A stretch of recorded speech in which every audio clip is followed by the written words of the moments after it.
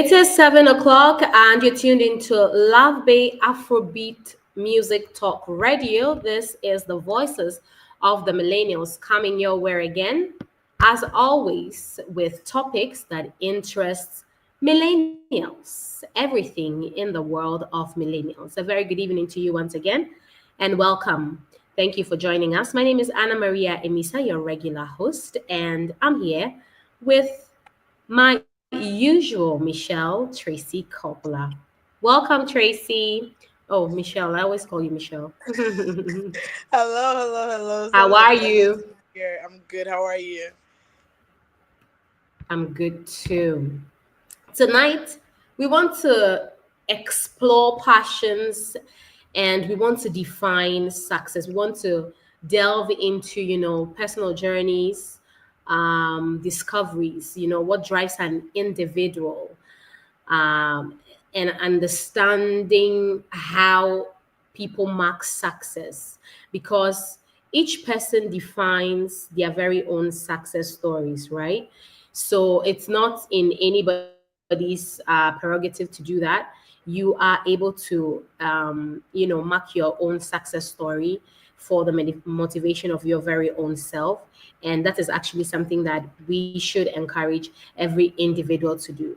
So tonight we're just going to explore passion and define successes. Do feel free to join us in the comment section. Tell us your success story. Tell us what you understand by passion and let us know how you define success and join our conversation because it's going to be interesting here as always. Michelle, let's delve straight into it. So, if somebody would ask you, or so if somebody would put you on the spot and ask you, what does a passion mean to you? What would be like your straight out answer? I would say something I deeply care about. I'm deeply concerned or connected with. Just when I think passion, I just think deep, and I think it is what about deep necessarily, but I think it's just something that I that deeply interests me. And my motivations are very altruistic. Not necessarily because I want anything in return, but it's just something I'm fully concerned about. How about you, Anne Marie? I think that if I talk about passion, I'll definitely talk about it with excitement and fulfillment because it would be that one thing that I can close my eyes and do it and feel happy, feel very self actualized for being able to do it. And I Yeah, think that every individual should be able to have to be able to have something like that they feel so strongly about and so yeah, strongly for. We might have discussed something like this on the show before, but probably in a different perspective. But like really, to be able to identify a passion, it could be through hobbies or a life experience or just having taking a minute and having a self check and realizing the things that as you have grown you enjoy doing and you not only enjoy doing but you do it well at the same time. yeah, I think that would be like a real definer of passion. And if you just reflect, if you take your time to reflect about the things that you do as an individual, um, you would realize that you have a lot of experiences that will draw you to conclude that indeed this is a passion that this is something that I can clearly define as a passion. yeah, And it is something that I would want to do, even if it is not something that is going to be like my career or the driver of maybe income. in my life, it is still something that I would probably do on the side just to be able to get that self actualization. What do you think? Yeah, I think passions are very, they bring fulfillment, and like I was saying, that your essentially your motivations for doing those things are purely altruistic. It's come from a point of, because of what you're getting, the emotions that arise from being able to um explore your passion, or being able to engage in your passion of whatnot. Is usually, finance is never really the driver of it. It's usually maybe an end result or end product from exploring these passions. And so, like for myself, I'm a creative by nature, and so the end product of that creativity, yes, might be some sort of I guess monetary value, but essentially, like it's a big thing um about Mm-hmm. gaining some fulfillment at the end of the day, knowing that this is the one thing that you can do. And like you don't really, the cares and the worries of the world is not really on your shoulders, on your very day to day, when you're going through a hard time. You can just um you can do this thing, for example, and then it takes away some of the heaviness that you're feeling, or something that you enjoy doing with your, even if not just alone, with your friends, with your loved ones. um and so I think, yes, it is really important that everybody figures out what some of these passions are. For some people it's just one thing, and maybe it might just be like a football, like a career in football, for example, or just like one sport, for example. For others it might be many things. um for example, like I said, for me as a creative, um whether I'm putting that creativity into events, or whether I'm putting it into fashion, or whether I'm putting it into um taking care of kids, or designing kids manual, or whatever it is, or whether it's talking about just the arts, for example, or even painting, anything that involves some sort of creativity, um definitely is my thing. And so for me, you'll see that something like that, my passions would be like a wider range. But whether or not, like, even if it's just one thing or as many things, I think that is really important to find out what drives you as a person, what you're deeply concerned about, what creates a certain strong emotion for you, um and arises something, some sort of exciting feeling within you. Yeah. Mm. Do you think that curiosity, how do you think that curiosity plays like an important role in helping you to discover your passion? Like curiosity. Yeah, I think curiosity definitely does. There's certain things that you just, it's like, oh, what's this about, and then you try it, and it's like, oh, maybe, yeah, that's really my thing. But I think in every sort of exploration there has to be some sort of curiosity.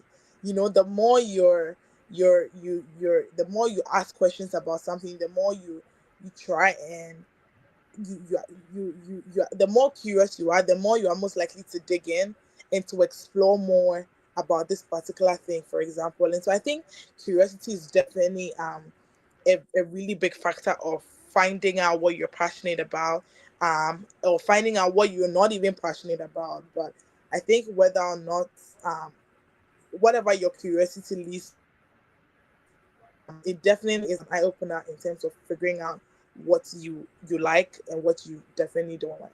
But I definitely think you have to have a sense of, what's this about, um, a sense of curiosity, a sense of wanting to know, a sense of wanting to find out.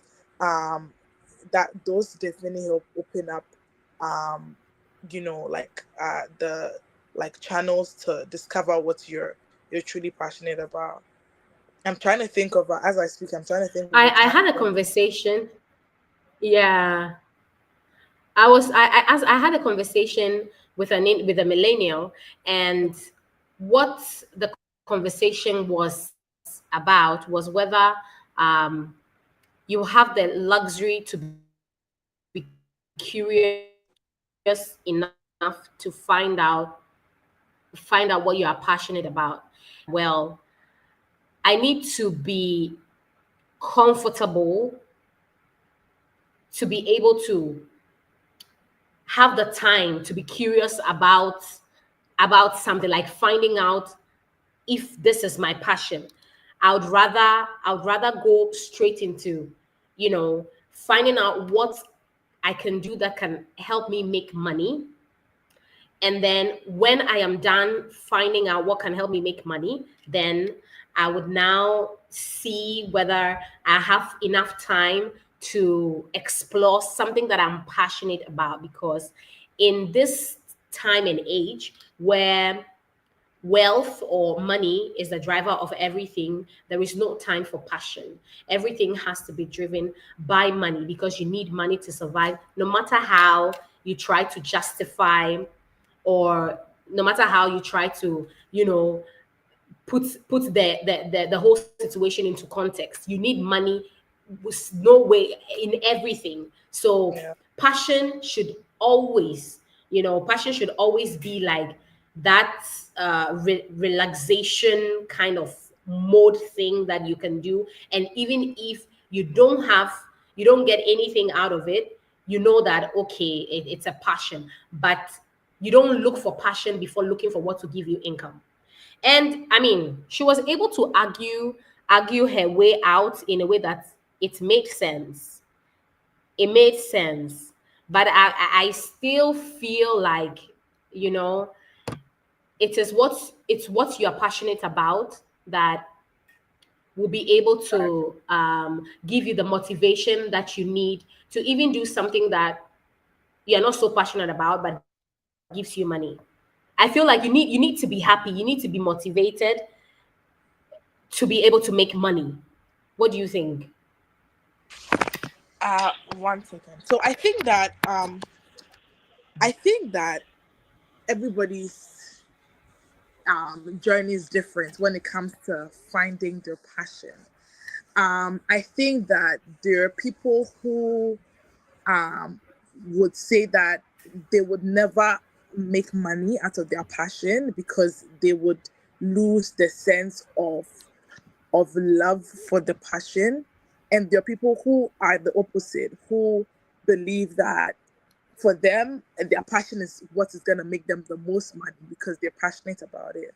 I don't think any of the schools of thought are wrong. Um, because myself, there are things that I'm passionate about, but I wouldn't make money out of. But there are also things that I'm passionate about and I am making money out of. And so I think both schools of thought are right. Um, I would say that also, speaking from a privileged standpoint, there certain, depending on what your privilege is, you might or might not be able to have that um, privilege to search out your passion.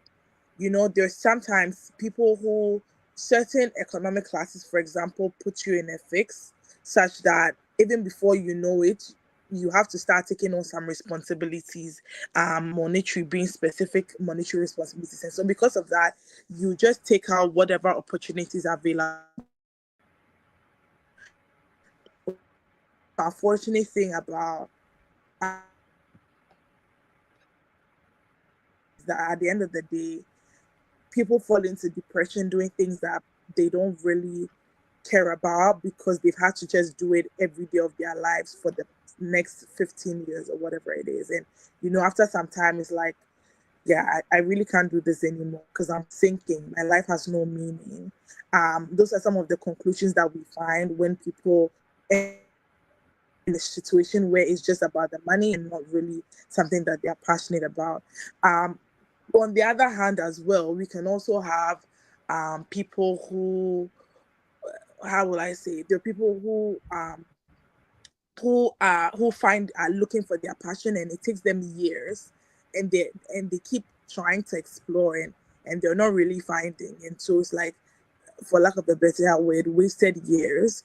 And so I think both, either ways, there can always be a, what would I even say? There can always be, it can always end up in a bad situation, or it can end up in a pretty good situation. I would say from personal experience that even if you're doing something just for monetary, you might still want to explore some of these passions in your downtime. You want to, explore some hobbies. You want to. Life is all about networks. For me, is a big thing. So you want to make sure that you're building connections, sustainable connections. How do you build some of these connections? By joining certain clubs and groups and communities alike, and in all those kind of things you can also explore your passions, right? So whether it is like on a Saturday morning, you make it a point to jog around your community, you see fellow people who are jogging, equally, oh hello, wow, I've been seeing you've been jogging, I see you jogging every Saturday, it would be great to like jog together, sometime. Or whether it's like you deciding to go and take up tennis and visit the courts every morning as well. Before you do any other thing on Saturday.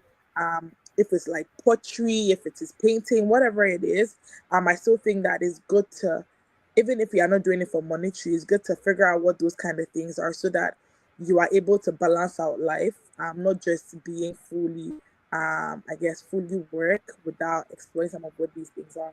Eventually, you might see that even if you're doing it as a, like, even if you figure out what those hobbies are, eventually, whenever you decide to take a career break, for example, when you've saved up an amount that you think is reasonable, you can definitely start making, even coaching people with about some of these things you're passionate about, um is, can earn you something in the long run. And so I think at the end of the day, regardless of what your perspective is on passions and when it comes to monetary, I think it's always important to explore it. And like I said, there are definitely people who believe strongly that no, my passion is not gonna, I don't want to mix money with my passion, because then I just start chasing the money and not really the love that I have for the thing. And for whatever activity it is, or whatever I enjoy doing, it chasing money kind of from takes the exciting element away from their passion that they love to do. So I think it's a very school of thought thing, depending on which part of the spectrum that you find yourself. But I know for sure, like the things that I love to do that I never want to Mm. make money out of, but I still have a few things that I still make money out of, that I really really like doing, and I would even still do them for free even if I wasn't making money out of it. Yeah. How about you, Anne Marie? Is there anything that I feel like you've just loved like journalism, you've loved the media world, I think, like since, based on the conversations that we've had. So if we are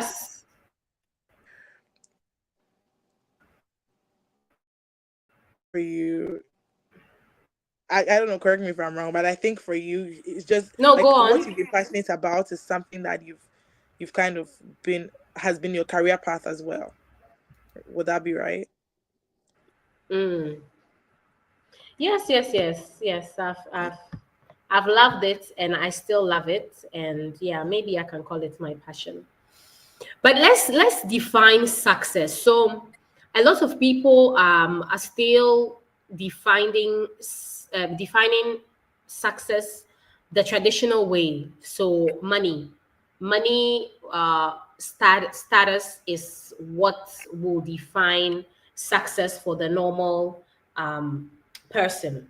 But I think that millennials are going the extra mile to redefine success by measuring other things other than the traditional money kind of success. So personal growth, happiness, the impact that an individual, he or she, is able to make on a group of people or an individual is a kind of way to the new way that millennials are actually redefining success. And would that be a wrong way to define success? Do you think that we should still stay um, in the traditional way of defining success, which is wealth? So just to say that if you are at a particular stage of your life and your net worth is probably amounting to nothing, you are not successful.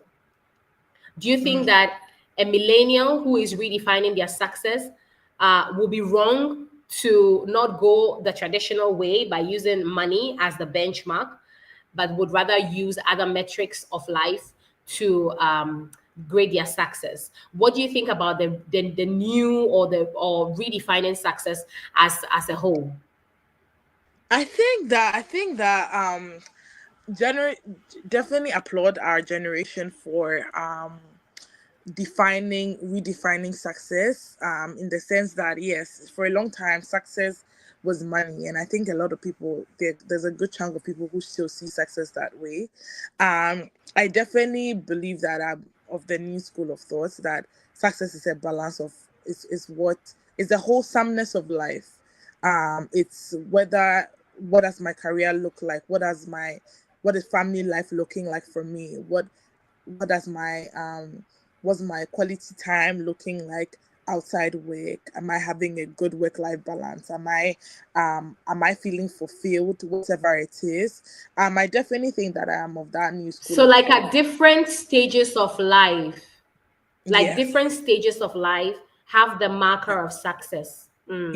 Yes, I think different, definitely different stages of life um define some of those. At certain points it would be like more looking at career, what's the fulfillment of my career. At certain points it will be more like, how much time am I spending with my family, that what defining success in that way. And other ways it can be what is my ministry being successful, if you're like in a certain religious sense. So I think the wholesomeness of life, and the experience of life is what I would call success for myself. And also what my legacy looks like. I think that's a really important thing for me. Like what mark am I leaving behind? How many people's lives have been impacted? How many people have I helped and supported? How many spaces have I found myself in? What kind of influence am I living in those kind of spaces? And so I think that continuously, that is redefining success, is definitely like kind of, I would say, not just having one standard of success, but measuring success as a wholesome person, is really really important. One thing that I will say that is, I think, and I really applaud like millennials for, is that there's a lot of people, like, people are really shunning like career as a definer for success. I've seen a lot of millennials like leave jobs without, like, and it's not even like I'm leaving because I've gotten a new job offer. It's like I'm leaving because I'm not happy. And it's something that I really really applaud millennials for, because it's also making, certain employers stand on their toes. Like, be looking for what can I do to make, like, the workplace a better place, and not just, just what was I saying, to make people, not just making people cash cows, instead of, as opposed to they making the workplace a healthy environment for people to work in and to thrive. And so I think that, yes, definitely, big applause for the movement that is saying that career success is not just about career, but it's about like a wholesomeness of life. And I think with that too is the reason why the wave of entrepreneurship is like on a rampant. I think now you meet, in every 10 people or 12 people that you meet, one person is an entrepreneur, because they redefining what success means to them. People don't want to be boxed in a certain 9 to 5, and be working under somebody who doesn't respect their labor, who doesn't really care about their well-being. People want to be able to choose when to be working, also have time for their family, and also have time to have a good time, to live life, and to enjoy the luxury of life that they are making money, to enjoy the life that they're making and earning money for, so that they can sustain that kind of lifestyle as well. And so I think that, for sure, and that's where discovering your passion and um a defining success also plays a game, in the sense that realizing that at the end of the day, what does success mean to you? What do you have to do to attain that kind of level of happiness? In this context, I'm equating success to happiness. What kind of what's Mm-hmm. making you happy? You realize that, okay, my passion is what makes me happy, and so perhaps I want to explore my passion even to a depth where I'm able to, you know, I'm living a happy life. I'm doing what I love to do. I'm making money from that, and my family is also benefiting from that. And whatever I want to do, whether it's giving to the community or training people or coaching people, I'm able to do with the flexibility of my work, of what I of and my passions. So I think definitely that redefining success has is definitely playing a huge role in shifting, perspectives and careers in our Mm. generation. Yeah. There are a lot of challenges that, I mean, young people face when it comes to pursuing their passions. Yeah. And I mean, it's inevitable because challenges are everywhere. Challenges come up with everything that you do in life. But there is that issue of, being able to overcome the fear of judgment, Mm, especially when you fail, yeah. when you realize that you may have made a mistake, like for example, like you were saying, people quitting because they are not happy, and not Yeah. because they found something else, but they are just not happy. And you realize that, okay, you made that decision, and you then later feel like you may have made a mistake making a decision like that, because then you realize that whatever you were thinking that was going to fuel you or sustain you is not looking as good as it is. So there's usually that challenge that people, individuals, go through when it comes to that, and dealing with bent out motivation, like being able to maintain motivation to keep going, Yeah. keep keeping on, especially when that particular passion is involved, also poses like that challenge, that makes people give up, and feel like they may make a better decision remaining in a place that will sustain them, and that is not their passion, that doesn't make them happy. So Yeah. there are practical ways that people can, use to stay motivated. They can use to uh, balance, that situation, um, to be able to overcome those challenges, and then still uh, keep keep being motivated. And I feel like community and Yeah. support from friends, family, can be the driver of that. Community maybe can provide, that space where mentorship centers and networking opportunities can come out of, where you'll be able to have that conversation with like-minded people who Yeah. would help you to stay motivated in whatever phase of life that you want to enter, and just make sure that you still have that vision to do whatever it is that makes you happy, whatever it is that Yeah. gives you that self growth, and makes sure that you don't go wayward.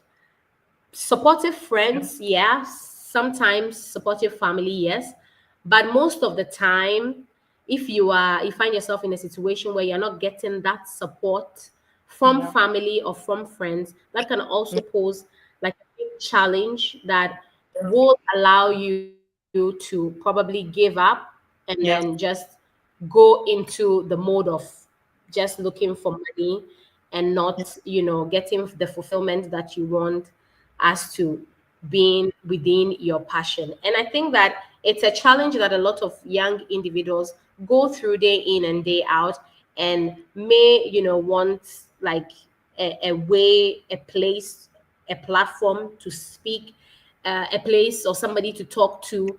about it, on how to deal with it. I don't know if you've ever felt that way before, trying to navigate through challenges that you face in dealing with your passion.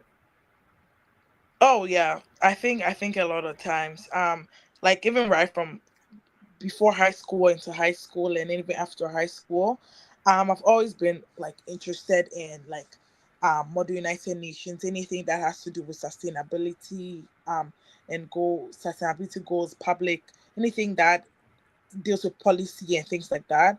And I think for a long time, even coming into university and being um like without my family and everything, just entering that policy space, I was like, wow, am I like, is this really? At some point, I was really second guessing whether it was something that I truly cared about and was passionate about. Because of the challenges that I because of the setbacks that I was having, with regards to being heard of some sort. But I think eventually, realizing that the motivation that I had to fight for different things, the cost for free speech in the university, for like the different causes that I found myself fighting for, mental health initiatives and things like that, I realized that look, it's not something that it's not an ordinary feeling. It definitely had to be something that was stemmed from passion, because even regardless, the number of people that um always advocating for international students, always advocating for the understanding that people's mental health and their performance and results in school was a really like it had a high correlation, and so it was really important for you know to- for professors and teaching assistants alike to understand when people are faced with some of these mental health challenges, and voice them out and things like that. And so I think that definitely there were times when because of the pushbacks that I had, and I felt very drained and didn't and started second guessing whether or not these were courses that I was passionate about. But like I said, eventually, when you really really care about something, you'll be moved to get back. Like even if you decide to take a back seat, you would still put yourself together and rise up again and keep going to fight for those causes. Like you said as well, having that community of people who care about some of these similar things, who are fighting with you as well, is definitely helpful. Because there were times when we had to go on the front lines to fight, and because of the community that I had with people who really cared about these things as well, even when I was tired, I knew that I had a community of people who we were fighting for a certain cause, and so continuously had to rise up to the task, rise up to what the cause that we were fighting for, and things like that. Um, and definitely having friends as well, who are equally invested and care about some of these things that you care about, as well. Whether it's like I said, even if it's a sports that you join in every Saturday, every after work. I used to have a volleyball team that I was actively involved in after work as well. It helped build and foster that community, um, of and even increase the passion, because there are things that there are certain skills and stuff that you learn from other people who are playing some of these games and stuff, and you tend to pick it up and even delve even deeper into the things that you care about. So for sure, I think that um I think like definitely is important to have that community and have those friends, um, to also help stir up some of these um whatever things that you're passionate about. And so that when the going gets hard, even if you don't feel like or you don't have the energy for it, they will pull you to revitalize re-energize you Yeah. again. Yeah. I like the idea of the volleyball club after work. That's something that I would like to explore if I Yeah. have the chance. And there are a lot of clubs around. Sounds There are really, lots really, of really fun. clubs, a lot of like after work activities and clubs around. Like you definitely find like a court near you, or like a volleyball court near you. Like a lot of churches host some of these games as well. There are a lot of communities if people are looking out for like certain opportunities, certain groups and communities to join. There's a lot out there that a lot of communities and spaces, because people realize the need Mm. to foster those passions. I think people are realizing that, look, now more than ever, even your family, sometimes you're tired of your family and going back to your family after like a really tough day. And so you just want to ease it out with some of these people who don't know all the struggles that you're going through, and just have a good Yeah. laugh with them. Mm. Yeah. Should schools play a role in helping individuals explore their success, their passions? I think that Oh, definitely. school is a must Yeah. because it's a second Yeah. place of socialization. So schools should definitely help. From the part of the world where we are coming from, I don't know if there's a lot of encouragement from schools, whether it's even part of the curriculum, to find your success, your passion, and be able to match it with a possible career. I have heard a lot of stories of individuals asking themselves at a point in time in their lives what the impact of a particular subject that they learned in school did for them. Yeah. I don't know if you've ever heard anybody ask that question. Like they randomly pick on a subject that they learned in school and they are like, so why was I Even even do wasting my this. time learning this? Because what did it do for me? Like how is it impacting me right now? And it's actually funny Yeah. from where we come from. I don't know much of that motivation. Maybe a little now. It's probably improving as against before, but it's not Yeah. something that it's really there, like encouraging young adults to explore their passion and see what they are really happy about, to be able to define their success and all of that. But I think that the school should be the first point of call when it comes to these things, because you should be able to know Yeah. right from a very tender age what exactly your passion is, and that would even give you the opportunity to align it with your career goals, or align it with the career path that you'd want to take as you are moving on. You did a little, I mean, you did school here, so, Yeah. and then you did school back home, so you Yeah. get to have like that experience of the two. How do you Yeah. see it? Um, in all honesty, though, even at home, I still think that I had, even in Ghana, I still think that there was a I had the opportunity to explore passions in school, even though that's not the focus. As opposed to here, where there's a continuous there's an echoing in your subconscious that you need to find out, you need to find what you're passionate about and explore it. Um, but I still think that every curriculum does give people the opportunity to figure out what they're interested in. It's just all about the perspective with which these curriculums this and the emphasis that the curriculums put on passions, for example. I know that every like school back home, and when I say back home I mean Ghana, does have like inter school competitions, whether it's sports, whether it's like dancing, whether it's like music, choirs, whatever it is.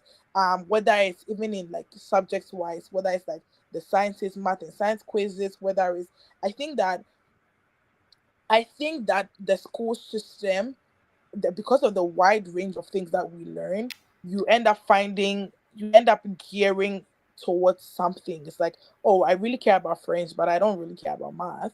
And so eventually, but it's at that point realizing, being able to define that this is I care about this thing, and perhaps that's where my passion might lie, is what is missing in the system back home as opposed to here. Because here you get the language to define that, okay, yes, this is what I'm passionate about, this is what I care about, this is what I want to explore, this is what I want to center my career around, this is what I want to engage as a hobby, this is what, but you don't have that language back home.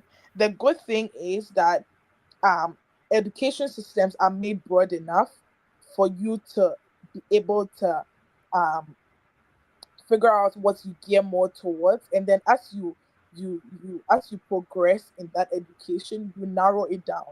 So even if you were like in the junior high in the primary school, you did 13 subjects, you realize that maybe in junior high you're allowed to choose maybe 10 of those.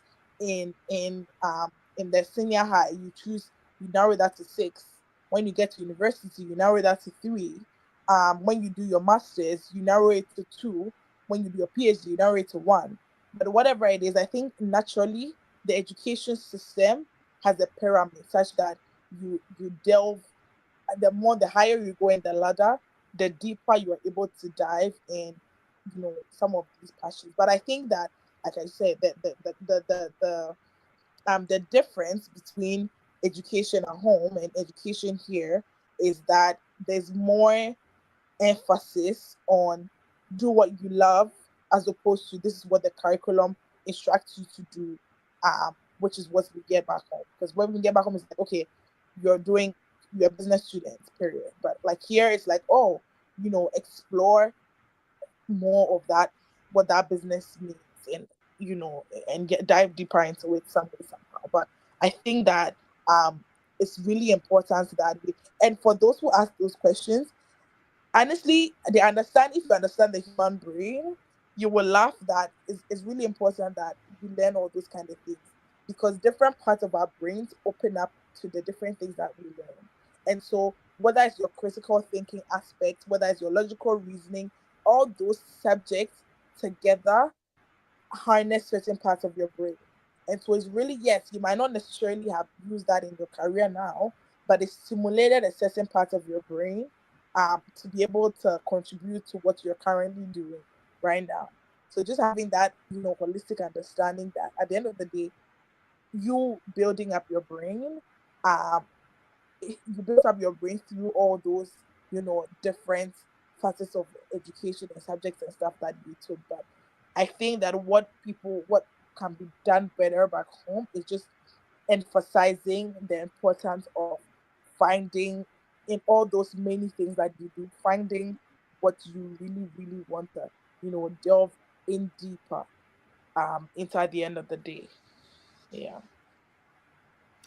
There is a school of thought too that is of the view that, yeah, there are um some passions are able to like get you money. Some passions are able to make you wealthy. So for Yeah. example, a passion like football, Yeah. somebody can say that from the very young age, I knew that I was meant to be a footballer. And so Yeah. they feel like they've already discovered their passion, and therefore they do not need any form of education to Mhm. solidify whatever it is, because whatever it is, money is the goal. Money to be successful is the Mhm. goal. And if I'm able to define my success Yeah. through my passion, I'm a footballer, I'm making so much money. What's the point Yeah. for me to go to school for any more personal growth? Because I have the passion, the Yeah. joy that makes me happy, the work that I do makes me happy, and Yeah. that's all that matters. So there is no point, adding on any other type of personal growth. What do you think about a mentality like that? I think that I won't judge it as a flawed person, as a flawed perspective, but I'll just say that, you know you realizing that you can be more than just that, um you can be a better person, is something that is really important. At the end of the day, even if you're a footballer, you want to be able to properly communicate with people on that international, stage. And so, you don't want to be given a microphone and be struggling to vocalize or be vocal or express yourself at the end of the day. And so you might still want to pursue, even if when you're wealthy to the point where you want to get a personal, you don't have to go through the school system, but you can still get a personal tutor to, sharpen your linguistics, to sharpen your like your speaking of whatever language that you want to be fluent in. You want to make sure that you have certain understandings to brand yourself, such that if your manager or whoever it is that somewhat manages you, you want to make sure that you're able to read through some of these deals and negotiate for yourself, so that you are not making money and somebody else is enjoying that money. And it's all about educating, right? And so you want to make sure that you're still educating yourself, even if you don't want to go through the formal institution education. You still need to be educating yourself in some way, somehow, because whatever you do to be able to progress, yes, maybe somebody might have more skill or you might have the best skill, but at the end of the day, if you don't negotiate for yourself properly, somebody's gonna either be spending your money, or you're not going to make as much money as you should be making. And so whatever it is, you still need to. And even in like even if you think that you are so good at something, there's always room to learn. There's maybe, even if you think that, okay, I'm so good at this thing, you might be good as an independent person, but you might not be good as a team player. And so at every point, you need to make sure that you're improving on yourself some way, somehow. And how do you improve on yourself is by educating yourself, and figuring out what you don't know and what you know, and being better at what you know or you don't know. So I think there's always that. Yes, your passion, you're really good, and yes, you are really passionate, and yes, you're making good ton of money, but just understanding that you could be better is a good, um I guess, perspective, a good starting point to start shaping the importance role that educating yourself can play in making you a better person, or sending you to even greater heights in your with your passion, or with your career, or whatever it is that you consider dear to you. I found out some time ago that somebody like Kelly. Everybody knows R. Kelly. Yeah. And I've always wondered, how when the Grammys and those kind of programs come on, and you Yeah. have they have some of these musicians host some parts of the show. some Yeah. some of them even do the awards Yeah. nominee mentioning and everything. And I've always wondered why somebody like R. Kelly, who was very much celebrated. I mean, Yeah.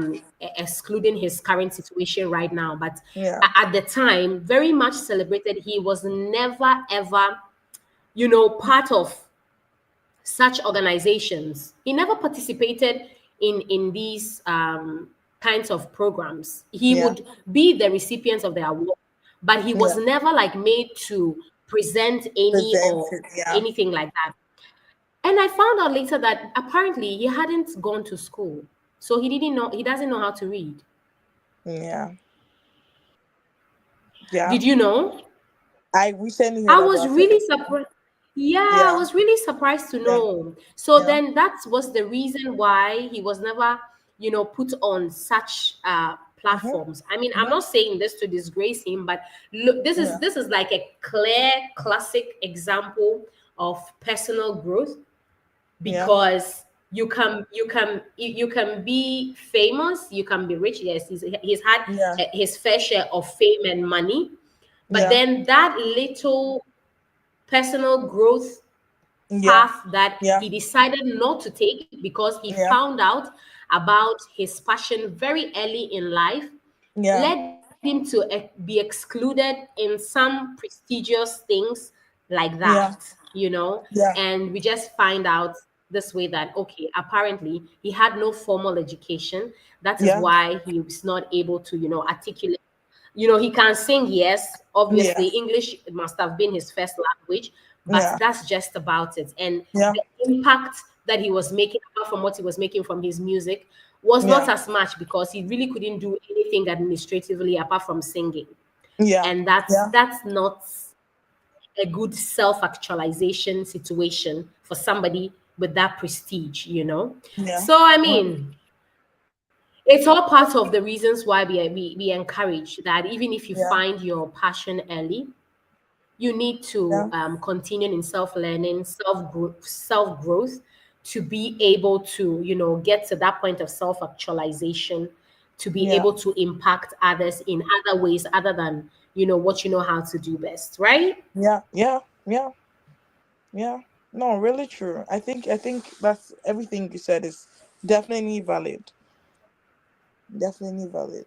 I'm Especially in this happy. our I'm world. happy. I'm happy to be. Yeah. Yeah. Continue, please. No, I'm just saying that, especially in this our world and in the time that we find ourselves and the season that we find ourselves in, there's a lot of, influencing. People want to.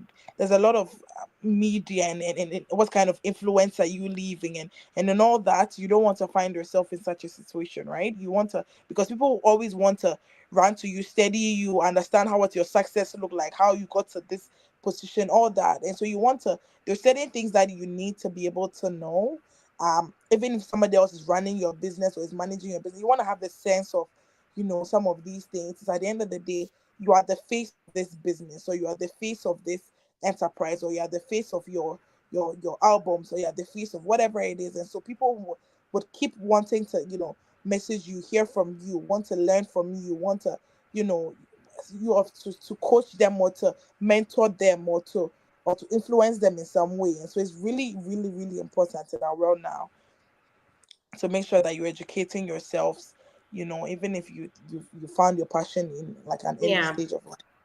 Yeah. An early stage of life. We are happy that we are having this conversation because we always would want to encourage young individuals to, as much as find their passions Yeah. and chase their dream and you know, be happy, feel fulfilled and excited about your own life. But we also Yeah. want, you know, you to be able to get that note on the fact that you need to balance your passion with reality by all means. If you have that notion that, you know, you need to be successful by way of marking um, yourself with regards to your career goals and everything, it's fine, it's all right. But Yeah. what we are just saying is that we do encourage you to equally find your passion, that thing that, Mhm. you know, excites you, just so that you can live a happy life. That's all that there is to it. Because if you're not happy in life, you can have all the money in the world, you will not Yeah. feel fulfilled, you will not feel excited, and Yeah. that is not really, you know, a good way to go. So, as always, we've had a great conversation here talking about exploring passions and redefining successes. And we hope that you've been able to take a minute to do a self check to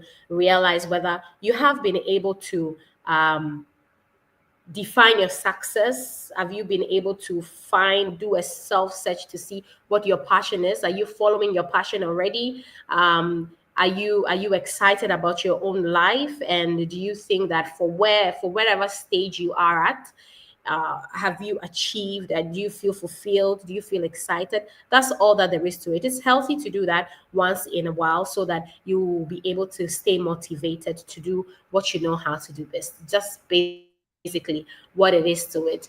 And as we wrap up on the show, I'm excited to announce to you about Love Bay's third annual children's gift giving event. Please visit lovebayradio.com and you will see a registration link for you to be able to register and get your children some gifts. Love Bay Afrobeat Music Talk Radio is here to serve you and make you happy during Christmas. And we are so excited to have you join us on Saturday, December 7th, 2024, from 1 p.m. to 4 p.m. for fun activities and, of course, refreshments. Children must be registered to receive a gift, however. That is why I would please ask you to make your way to lovebayradio.com. You will see the registration link. Please fill out the form um, give the details that they're asking. It's a very simple form. It's not rocket science. You just go in there, you put in what they are requesting of you, and you are registered for the event and for your children to receive the gift. It is happening at Snell Grove Community Center, 11692 Ontario Street in Brampton. And it's going to be fun. There hasn't been any event hosted by Love Bay Radio that has not been fun, that has not been impactful. So please do make it a point to avail yourself, avail your children to receive that gift, to put that smile on their faces. If you have any further queries, you can call us on 437-778-3299, or you can send us an email on lovebayevents with an S, lovebayevents at gmail.com. Lovebayevents at gmail.com. And you can call us on 437-778-3299. Please do go on lovebayradio.com, fill out the form, and register your children to receive a gift this Christmas. We don't want a situation where you would come without having registered, because if you are not registered, your children will not receive the gift. So please register so that your children will receive the gift. And we will see you right there at Snell Grove Community Center for the children's gift giving event. It's going to be fun. It's in Brampton from 1 p.m. to 4 p.m.